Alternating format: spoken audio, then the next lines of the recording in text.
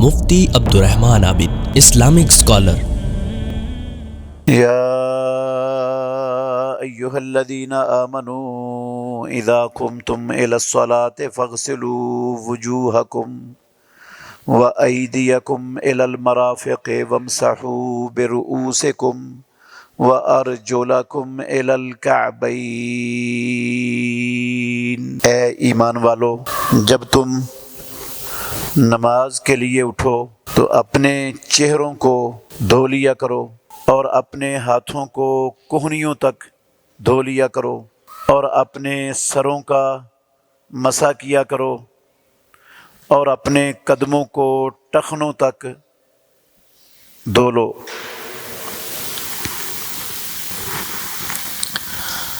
ہر قسم کی حمد و ثنا اللہ ملک العلام، اللہ وحدہ لا شریک کی ذات اقدس کے لیے بے شمار لاتعداد ان گنت درود و سلام سید الاولین والآخرین، خاتم النبیین، رحمت للعالمین، محمد الرسول اللہ صلی اللہ علیہ وآلہ وسلم کی ذات گرامی کے لیے۔ عزیز بھائیوں، قابل احترام بزرگوں، پچھلے خطبات میں ہم نفلی نمازوں کے حوالے سے رسول اللہ صلی اللہ علیہ وسلم کی سیرت، اسلام کے احکام سن رہے تھے۔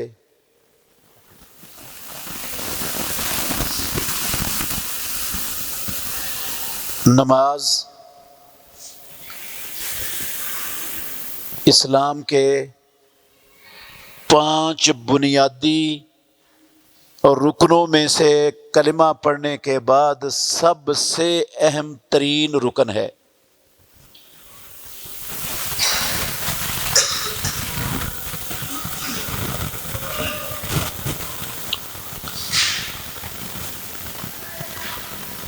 نماز اللہ مالک الملک نے اپنے بندوں کے گناہوں کو معاف کرنے کے لیے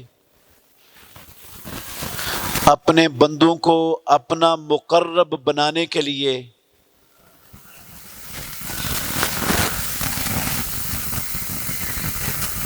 فرض کی ہوئی ہے۔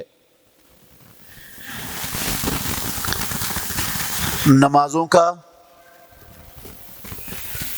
اللہ رب العالمین کو کوئی فائدہ نہیں۔ ہم نمازیں پڑھیں گے تو اللہ رب العالمین کی خدائی میں کوئی اضافہ نہیں ہوگا، اور اگر نہیں پڑھیں گے تو رب العالمین کا کوئی نقصان نہیں ہے۔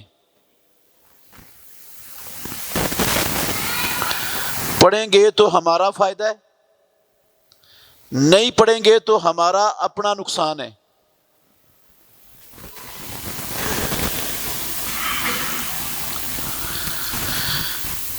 پڑھنے والے کو نمازیں پڑھنے کا فائدہ کب ہوگا؟ بہت سے نمازیں پڑھنے والے دنیا میں ایسے ہیں جو نمازیں پڑھتے ہیں لیکن انہیں نمازوں میں سے کچھ بھی نہیں ملتا۔ بہت سے لوگ ہیں دنیا میں۔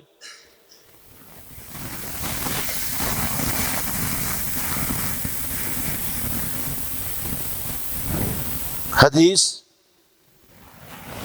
آپ سب جانتے ہیں، پیارے پیغمبر محمد الرسول اللہ صلی اللہ علیہ وسلم حوض کوثر پر تشریف فرما ہوں گے۔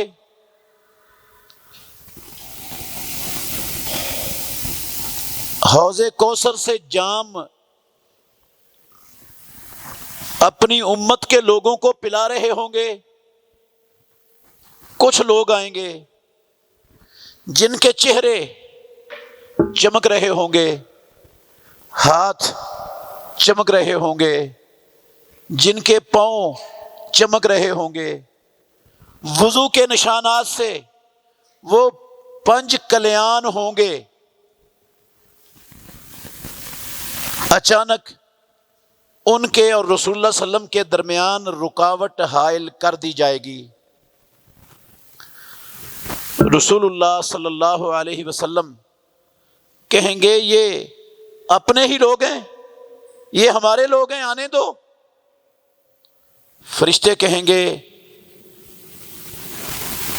انہم قد غیروا بعدک، اے محمد صلی اللہ علیہ وآلہ وسلم، ان لوگوں نے آپ کے بعد آپ کے چھوڑے ہوئے دین کو بدل ڈالا تھا، اس میں اضافے اور ترامیم کر لی ہوئی تھی، اس پر اکتفا انہوں نے کرنا پسند نہیں کیا تھا، اس لیے یہ آپ کے ہاتھ سے جام نہیں پی سکتے۔ رسول اللہ صلی اللہ علیہ وسلم کہیں گے سحقن سحقن لمن غیر بعدی، جس نے میرے بعد میرے دین میں ترامیم و اضافے کیے، میرے طریقے کو بدل ڈالا، سحقن، ان کے لیے دوری ہے، ان کے لیے دوری ہے۔ اس کا مطلب ہے وہ نمازیں پڑھنے والے لوگ تھے، لیکن ان کی نمازوں سے محمد الرسول اللہ صلی اللہ علیہ وسلم کے ہاتھوں سے ان کو جام نصیب نہیں ہوا۔ اور ایسے بھی بے شمار لوگ ہوں گے جن کے بارے میں اللہ رب العالمین نے کہا عاملۃ ناصبہ تصلی نارا حامیہ، عمل کر کر کے تھکے ہوئے ہوں گے اور بھڑکتی ہوئی آگ کا ایندھن بن جائیں گے۔ عمل بھی کیے لیکن جہنم میں جا رہے ہیں، وہ عمل اللہ رب العالمین کے ہاں قبول نہیں ہوئے، وہ رائے گاں اور برباد چلے گئے سارے اعمال۔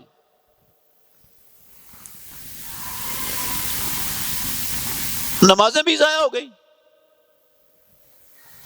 تو میرے محترم بھائیوں، ہماری نمازیں جو ہم ادا کر رہے ہیں یہ اللہ رب العالمین کے ہاں قبول ہو جائیں تو پھر ہم کامیاب ہیں، اگر یہ نمازیں رد ہو جائیں تو ہم بد نصیب ہیں، گھاٹے اور خسارے میں ہیں۔ وہ کون سی چیزیں ہیں، وہ کون سی شروط ہیں جن شروط کے ساتھ نماز اللہ رب العالمین کے ہاں قبول ہی نہیں ہوتی؟ پڑھی بھی جائیں تو کوئی فائدہ نہیں ہے، پڑھی اور نہ پڑھی ایک برابر ہے۔ ان شروط میں سے ایک شرط اور اس کے احکام کا تذکرہ کرنا چاہتا ہوں، وہ ہے میرے بھائیوں وضو کرنا۔ وضو یہ نماز کے درست ہونے کے لیے، نماز کے صحیح ہونے کے لیے، نماز کے اللہ رب العالمین کے ہاں قبول ہونے کے لیے شرط ہے۔ اگر وضو نہیں ہے تو نماز درست نہیں ہوگی، صحیح نہیں ہوگی، اللہ رب العالمین کے ہاں قبول ہی نہیں ہوگی۔ ابو ہریرہ رضی اللہ تعالی عنہ بیان فرماتے ہیں کہ رسول اللہ صلی اللہ علیہ وسلم نے فرمایا لا يقبل اللہ صلاۃ احدکم اذا احدث حتی یتوضا۔ لوگو، اللہ رب العالمین تم میں سے کسی بندے کی نماز کو اس وقت تک قبول کرتا ہی نہیں جب تک وہ بے وضو ہونے کے بعد وضو نہ کر لے. اگر بے وضو ہے، نماز پڑھ رہا ہے، اللہ رب العالمین اس کی نماز قبول نہیں کرتا.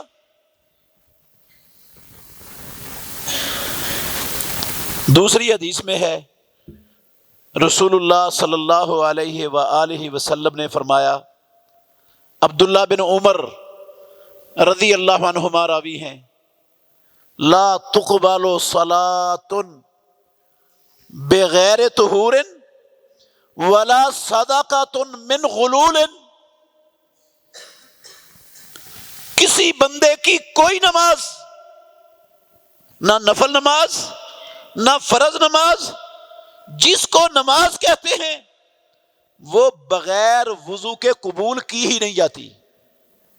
ولا صدقۃ من غلول، بندے کے پاس خیانت کا مال ہو، حرام کا مال ہو، اس میں سے وہ اللہ رب العالمین کی راہ میں صدقہ کرے، تو وہ خیانت کیے ہوئے، حرام کمائے ہوئے مال کے صدقے کو بھی رب العالمین قبول نہیں کرتا.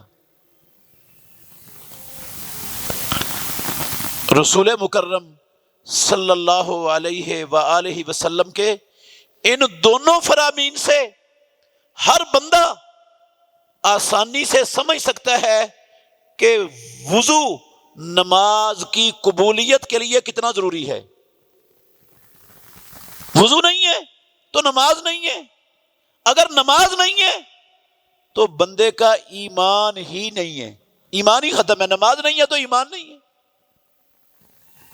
قرآن مجید میں اللہ رب العالمین نے نماز کو ایمان کہا ہے، پروردگار نے کہا نماز کو ایمان قرار دیا ہے. دوسرے پارے کے پہلے صفحے پر پڑھ کر دیکھ لیں، اللہ رب العالمین نے فرمایا وما کان اللہ لیضیع ایمانکم.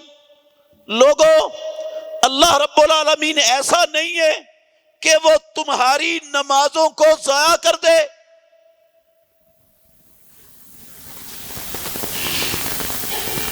نمازوں کو اللہ نے ایمان کہا ہے. یہ جب اللہ رب العالمین نے بیت اللہ کو قبلہ بنانے کا حکم دیا، مدینہ طیبہ میں، مکہ مکرمہ میں مسلمانوں کا قبلہ بیت المقدس تھا. ہجرت کے بعد بھی 16 ماہ تک قبلہ بیت المقدس رہا. مکہ مکرمہ میں جب تھے محمد الرسول اللہ صلی اللہ علیہ وسلم، تو بیت اللہ میں اس جانب کھڑے ہو کر نماز پڑھتے تھے کہ بیت اللہ بھی آپ کے سامنے ہوتا اور بیت المقدس بھی سامنے ہوتا. جب مدینہ طیبہ آ گئے پھر یہ ممکن نہیں تھا. رسول اللہ صلی اللہ علیہ وسلم کی خواہش، چاہت یہ تھی کہ بیت المقدس کی بجائے اللہ رب العالمین ہمارا قبلہ بیت اللہ کو قرار دے دیں. اللہ رب العالمین نے اپنے نبی کی خواہش کو پورا کرتے ہوئے حکم دے دیا فَوَلِّ وَجْهَكَ شَطْرَ الْمَسْجِدِ الْحَرَامِ وَحَيْثُ مَا كُنْتُمْ فَوَلُّوا وُجُوهَكُمْ شَطْرَهُ. جب قبلہ بیت اللہ بنا دیا گیا تو صحابہ رضوان اللہ علیہم اجمعین پریشان ہوئے کہ جو لوگ آج تک مدینہ طیبہ میں آ کر 6 مہینے مدینہ طیبہ میں رہتے ہوئے بیت اللہ کی بجائے بیت المقدس کی طرف منہ کر کے نمازیں پڑھتے رہے اور وہ دنیا سے چلے گئے، فوت ہو گئے، ان کی نمازوں کا کیا بنے گا؟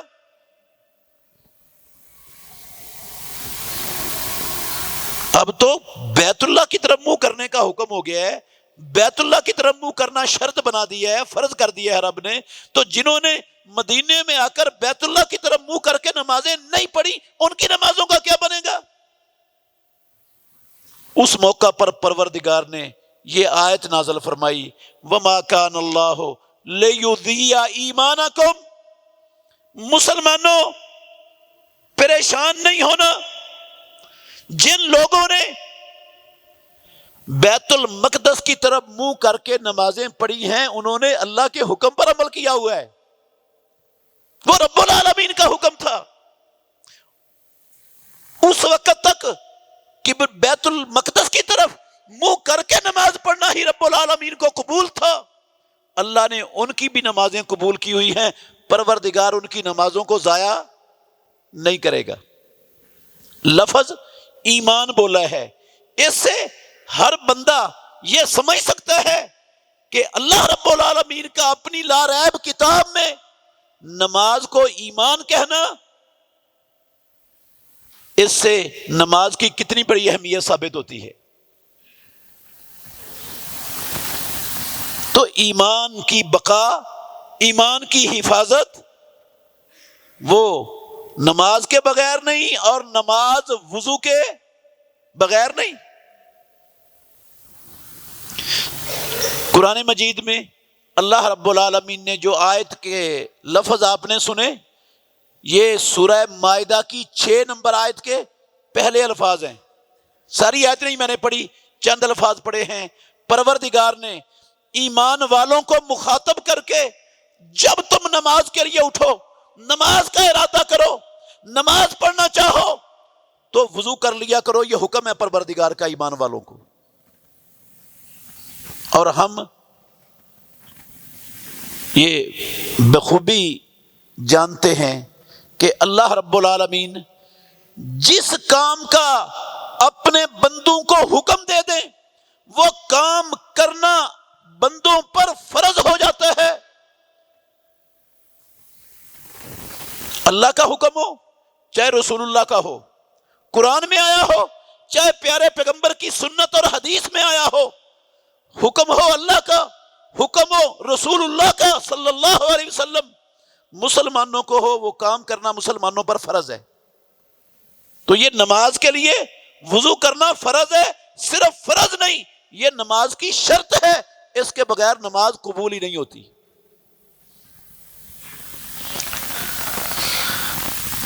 اور یہ وضو فرض بھی ہے، شرط بھی ہے نماز کے لیے، اور یہ ایک عظیم الشان پروردگار کی عبادت بھی ہے۔ وضو الگ سے رب العالمین کی بڑی عظیم عبادت ہے، بہت بڑی فضیلت والی عبادت ہے۔ کتنی بڑی فضیلت ہے، 2-3 حدیثیں صرف آپ کو سناؤں گا۔ رسول مکرم صلی اللہ علیہ وآلہ وسلم کہ جلیل القدر صحابی حضرت عثمان بن عفان رضی اللہ تعالی عنہ، مسلمانوں کے تیسرے خلیفہ راشد، 10 مبشرہ میں سے ایک، امام الانبیاء کے دوہرے داماد،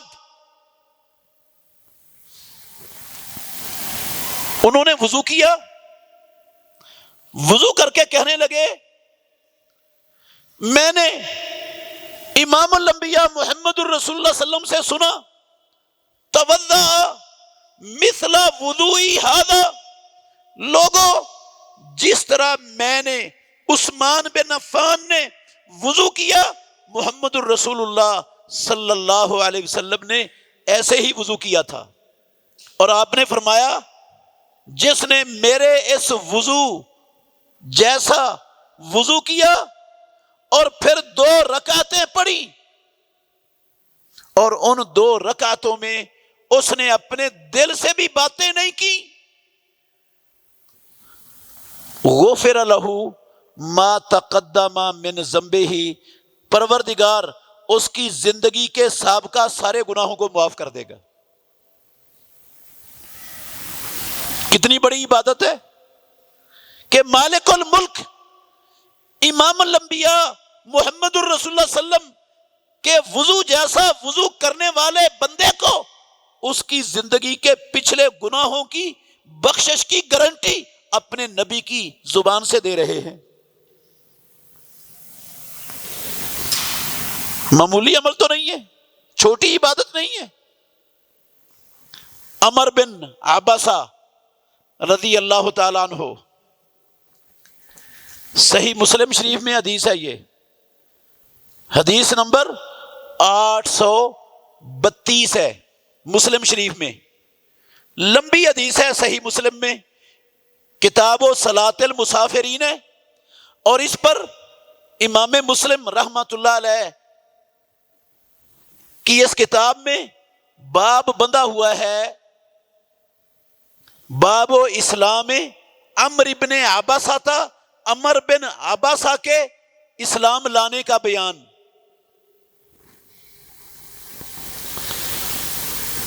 عمر، میں ساری حدیث نہیں سناؤں گا، اس کا ایک حصہ، آخری حصہ صرف سنانا چاہتا ہوں۔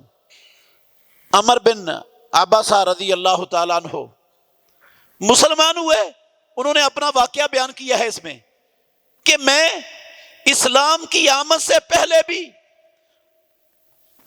جاہلیت کے اعمال کو ناپسند کرتا تھا، مجھے اچھے نہیں لگتے تھے جو کام لوگ کرتے تھے، لوگ بتوں کی پوجا کرتے تھے، مجھے بتوں کی پوجا سے نفرت تھی کہ میں نے ایک بندے کے بارے میں سنا کہ وہ مکے میں آیا ہے اور وہ ایسی ایسی خبریں دے رہا ہے۔ میں اپنے علاقے سے چلا اور مکے میں پہنچا تو وہ محمد صلی اللہ علیہ وسلم تھے، چھپے ہوئے تھے، چھپ کر مکے میں زندگی بسر کر رہے تھے۔ میں بھی بڑی آہستگی سے، کسی کو پتہ نہیں چلنے دیا، میں محمد رسول اللہ صلی اللہ علیہ وسلم کے پاس جہاں آپ موجود تھے وہاں پہنچا۔ میں نے کہا ما انتا، آپ کیا ہو، آپ کون ہو؟ رسول اللہ صلی اللہ علیہ وسلم کہتے ہیں میں نے کہا میں رسول اللہ ہوں، مجھے اللہ رب العالمین نے اپنا نبی اور رسول بنا کر دنیا میں بھیجا۔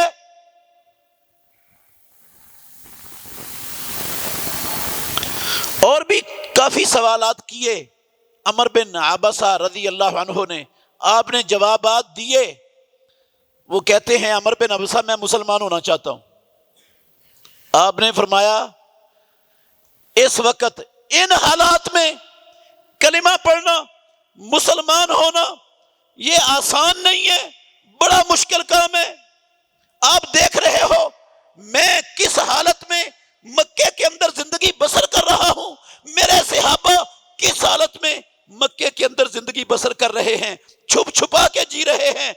تو واپس اپنے علاقے میں چلا جا، جب تجھے یہ خبر پہنچے کہ اللہ رب العالمین نے اپنے نبی کو غلبہ دے دیا ہے مکے والوں پر، اس وقت آ کر اسلام کو قبول کر لینا۔ اب حالات ایسے نہیں ہیں کہ تو اسلام قبول کر کے امن سے، سکون سے، آسانی سے زندگی بسر کر سکے۔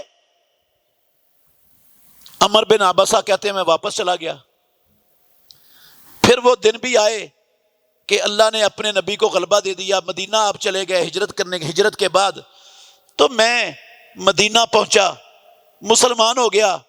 رسول اللہ صلی اللہ علیہ وسلم سے میں نے پوچھا اللہ کے نبی مجھے بتاؤ یہ وضو کیا چیز ہے، یہ وضو کا فائدہ کیا ہے، وضو کرنے والے مسلمان کو وضو کرنے سے کیا ملتا ہے؟ تو کہتے ہیں رسول اللہ صلی اللہ علیہ وآلہ وسلم نے فرمایا اللہ اکبر، بندہ جب اپنے ہاتھ دھوتا ہے وضو کرنے کے لیے تو ہاتھوں سے ہونے والی ساری غلطیاں، ساری خطائیں وہ پانی کے قطروں کے ساتھ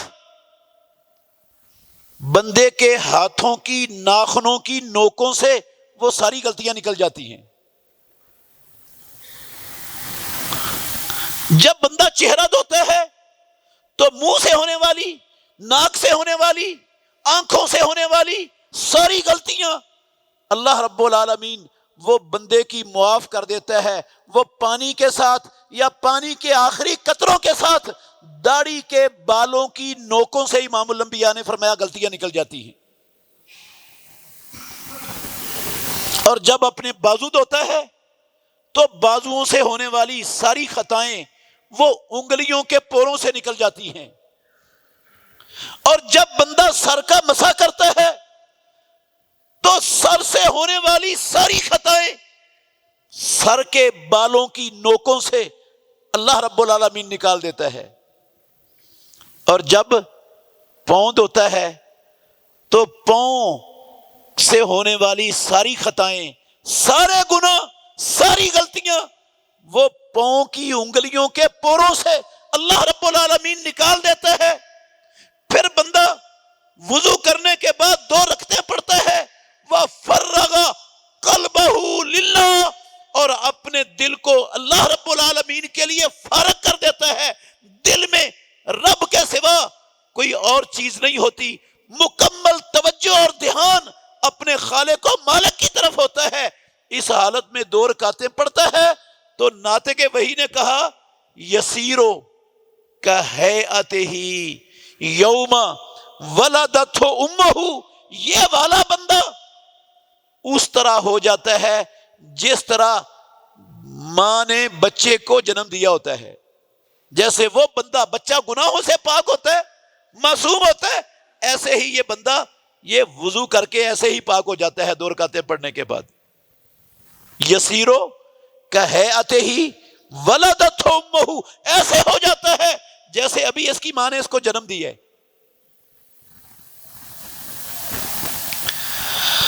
اللہ اکبر۔ عمر بن عبسہ رضی اللہ عنہ کہتے ہیں میں نے یہ حدیث ابو امامہ رسول اللہ صلی اللہ علیہ وسلم کے صحابی ہیں ان کو سنائی۔ ابو امامہ رضی اللہ تعالی عنہ یہ حدیث سن کر مجھے عمر بن عبسہ کو کہنے لگے عمر تجھے پتا ہے تو کیا لفظ بول رہے، کیا کہہ رہے، معلوم ہے تجھے؟ کیا اتنے سے عمل پر، صرف وضو کر کے 2 رکعتیں پڑھنے پر رب العالمین بندے کو ایسے بنا دیتا ہے جیسے ماں نے ابھی جنم دیا ہو؟ پتا ہے لفظ کیا بول رہا تو؟ تیرا دماغ ٹھیک ہے؟ عقل ٹکانے ہیں تیری؟ مطلب یہ تھا ان کا۔ ابو امامہ صحابی ہیں یہ رسول اللہ صلی اللہ علیہ وسلم کے جلیل القدر، سدئی بن اجلان ان کا نام ہے۔ اللہ اکبر۔ ابو امامہ رضی اللہ عنہ کی بات سن کر عمر بن عبسہ رضی اللہ عنہ کہتے ہیں ابو امامہ میں قد کبرت سنی، میں بوڑھا ہو گیا ہوں، میری عمر زیادہ ہو گئی ہے، وَرَقَّ عَظَمِي، میری ہڈیاں کمزور ہو گئی ہیں، وَقَرُبَ اجلی، اور میری موت کا وقت قریب آ گیا ہے۔ کہنے لگے میں بوڑھا ہو گیا ہوں، ہڈیاں کمزور ہو گئی ہیں، موت کا وقت قریب ہے، تیرا کیا خیال ہے میں اپنی عمر کے اس حصے میں اللہ پر جھوٹ باندھوں گا، محمد الرسول اللہ صلی اللہ علیہ وسلم کا نام لے کر جھوٹ بولوں گا اللہ کے نبی پر اس حالت میں؟ کہنے لگے ابو امامہ سنو رضی اللہ عنہ، اگر میں نے محمد الرسول اللہ صلی اللہ علیہ وسلم کی زبان سے یہ لفظ جو میں آپ کو سنا رہا ہوں کہ یسیرو کہیئتہ ولدتہ امہ، بندہ ایسے ہو جاتا ہے جیسے ماں نے ابھی اس کو جنم دیا ہو، اگر میں نے یہ لفظ محمد الرسول اللہ صلی اللہ علیہ وسلم سے ایک بار سنے ہوتے، اگر میں نے یہ لفظ رسول اللہ صلی اللہ علیہ وسلم سے 2 بار سنے ہوتے، اگر میں نے یہ لفظ رسول اللہ صلی اللہ علیہ وسلم سے 3 بار سنے ہوتے، 4 بار سنے ہوتے، 5 بار سنے ہوتے، 6 بار سنے ہوتے، اگر میں نے یہ لفظ رسول اللہ صلی اللہ علیہ وسلم سے 7 بار سنے ہوتے تو میں تب بھی بیان نہ کرتا۔ کہتے ہیں قد سمعتہ اکثر من ذالک، میں نے امام الانبیاء کی زبان سے یہ الفاظ 7 مرتبہ سے زیادہ بار سنے ہیں، اس لیے میں اللہ کے نبی کا نام لے کے بیان کر رہا ہوں۔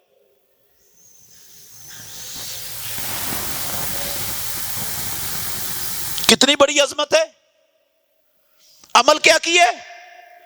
وضو کیا ہے، جیسے محمد الرسول اللہ صلی اللہ علیہ وآلہ وسلم کی تعلیم تھی، جیسے اللہ کے نبی کرتے تھے، جیسے سکھایا ہے پیارے پیغمبر نے، اور وضو کے بعد صرف 2 رکعتیں پڑھی ہیں خلوص دل سے، دنیا کی ہر چیز سے اپنے دل کو خالی کر کے رب کی طرف متوجہ ہو کر 2 رکعتیں پڑھی ہیں، تو اللہ رب العالمین نے وہ زندگی کے سارے گناہ صغیرے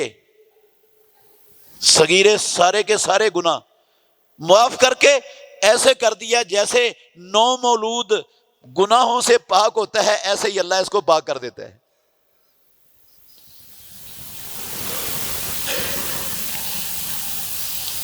اور وہ حدیث بھی مشہور حدیث ہے، رسول مکرم صلی اللہ علیہ وآلہ وسلم نے فرمایا، الا ادلکم الا ما یمحو اللہ بہ الخطایا ویرفع بہ الدرجات۔ مسلمانوں، میں تمہیں ایسی چیزیں نہ بتاؤں جن چیزوں سے رب العالمین اپنے بندوں کے گناہوں کو معاف کرتا ہے اور ان کے درجات کو بلند کر دیتا ہے؟ کیا میں ایسی چیز نہ بتاؤں؟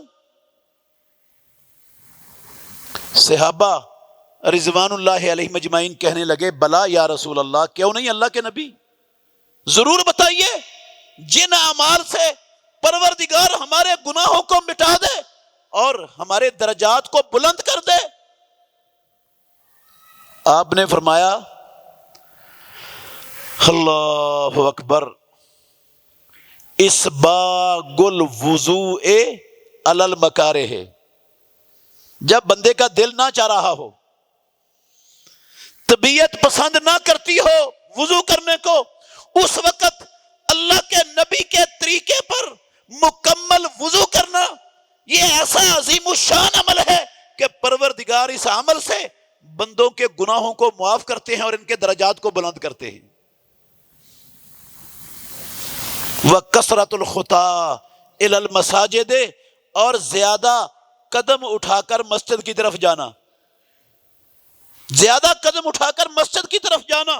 جتنے زیادہ قدم اٹھا کے مسجد کی طرف آتا ہے بندہ، ہر قدم پر پروردگار بندے کے گناہ معاف کرتا ہے اور درجے بلند کرتا ہے۔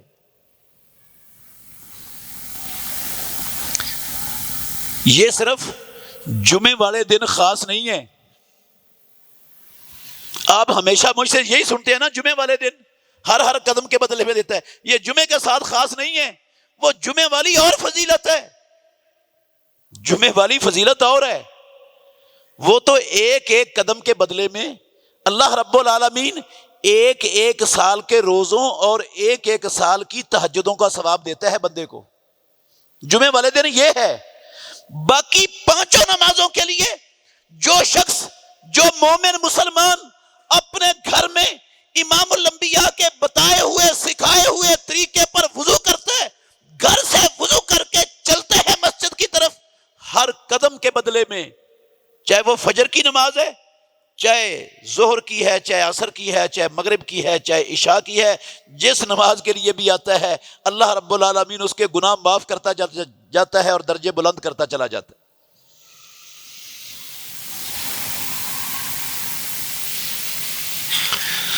اللہ اکبر۔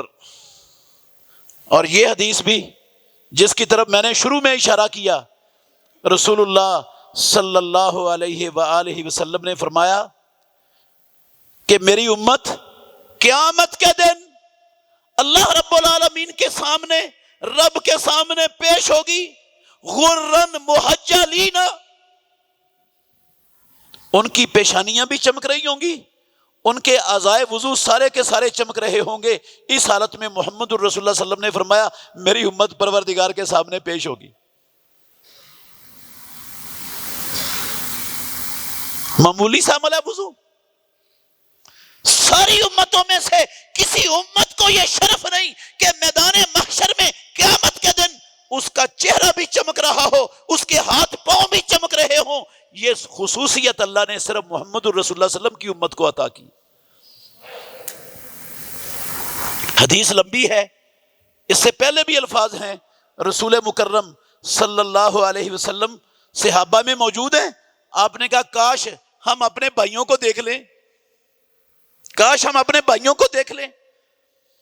تو رسول مکرم صلی اللہ علیہ وسلم کے یہ الفاظ سن کر صحابہ کہنے لگے اللہ کے نبی ہم نہیں آپ کے بھائی؟ آپ نے فرمایا تم میرے صحابہ ہو، میرے بھائی وہ ہیں جو میرے بعد آئیں گے دنیا میں، میرا کلمہ پڑھنے والے۔ وَدَدْتُ أَنَّا قَدْ رَأَيْنَا إِخْوَانَنَا، صحابہ کہنے لگے اللہ کے نبی آپ ان کو بھائی کہہ رہے ہیں جو بعد میں آئیں گے، تو آپ کو کیسے پتا چلے گا یہ آپ کے امتی ہیں؟ جو آئے نہیں، جن کو آپ نے زندگی میں دیکھا ہی نہیں، آپ ان کو کیسے پہچانو گے؟ تو یہ مسلم شریف کی حدیث ہے۔ رسول اللہ صلی اللہ علیہ وسلم نے فرمایا تم یہ بتاؤ گھوڑوں کا ایک ریوڑ ہو، بہت سے گھوڑے ہوں، ان گھوڑوں کے اندر ایک بندے کے گھوڑے جن کی پیشانی بھی اور جن کی چاروں ٹانگیں سفید ہوں، وہ سیاہ گھوڑوں کے درمیان، کیا وہ بندہ اپنے گھوڑے کو پہچان سکے گا یا نہیں پہچان سکے گا؟ جس طرح وہ سارے سیاہ گھوڑوں کے درمیان اپنے 5 کلیان گھوڑوں کو پہچان لے گا، میں محمد صلی اللہ علیہ وسلم اپنے امتیوں کو میدان محشر میں ان کے اعضائے وضو سے پہچان لوں گا۔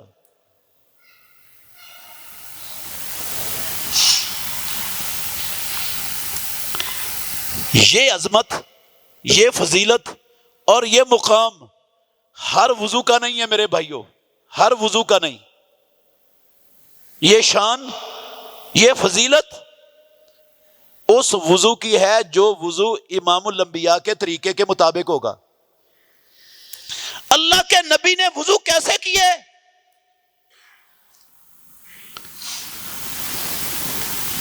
کیا میرا اور آپ کا وضو پیارے پیغمبر کے طریقے کے مطابق ہے؟ انشاءاللہ ہم نے یہ سمجھنا ہے۔